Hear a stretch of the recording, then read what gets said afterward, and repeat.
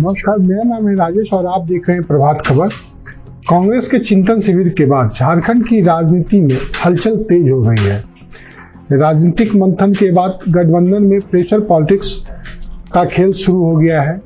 कांग्रेस ने सरकार को आईना दिखाते हुए सरकार की चिंता बढ़ा दी है। अब कांग्रेस बैकफुट पर खेलने के बजाय फ्रंट फुट पर खेलने का मन बना लिया है। चिंतन शिविर में स्वास्थ्य मंत्री बन्ना गुप्ता के तल्ख तेवर तो कुछ इसे ही इंगित कर रहे हैं। सभी लोगों को इस बात का दुख है, दर्द है कि हम जब गठबंधन की इस सरकार को चला रहे हैं, इस सरकार में हमारी स्थिति वैसी हो गई है जैसे हम लोगों ने एक गाना सुना था कि जब माझी ही नाव डुबोए उसे कौन बचाए। जब मुख्यमंत्री ही चाहता है कि हमारी जो है, हमारे लोग, हमारी पार्टी जो है समाप्ति की ओर चली जाए और हमारा पार्टी का जो है सारा वोटर उनकी तरफ शिफ्ट हो जाए, तो मैं समझता हूं कि फिर ऐसी सरकार का कोई औचित्य नहीं है। यदि हमारी पहले पार्टी बचेगी तभी हम बचेंगे। इसलिए हम सारे लोगों को, मुझे भी अच्छा लगता है कि हम मंत्री बन के घूम रहे हैं, किसको खराब लगेगा, लेकिन हम मंत्री क्यों बने, कैसे बने, एक एक वोट हमने कैसे जुटाया है, कैसे जमशेदपुर जैसे शहर में 1 लाख वोट हम लेकर आ रहे हैं।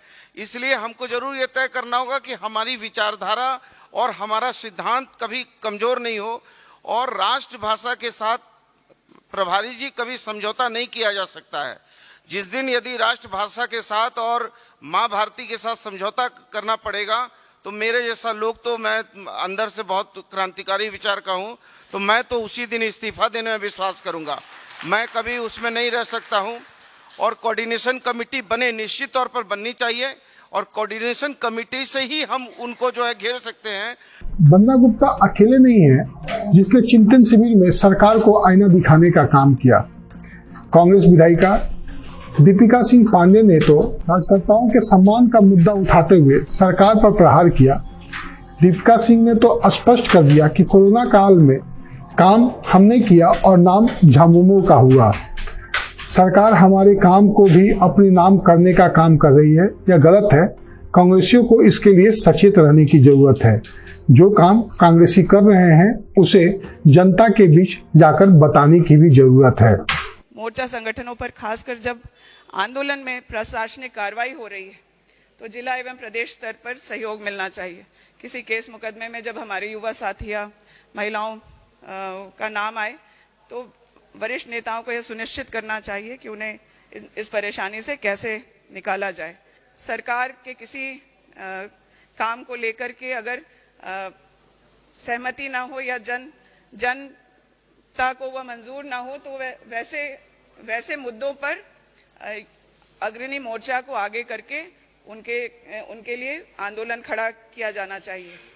कई बार अब क्योंकि हम लोग सरकार में हैं तो यह बातें जिलाध्यक्षों से आई कि अगर हम कोई समझौता कराते हैं किसी आंदोलन का प्रशासनिक पदाधिकारियों को इन्वॉल्व करके तो उन समझौतों का क्रियान्वयन सही से होना चाहिए और एक समय सीमा में क्रियान्वित किया जाए ताकि हमारा जनाधार बचा रहे।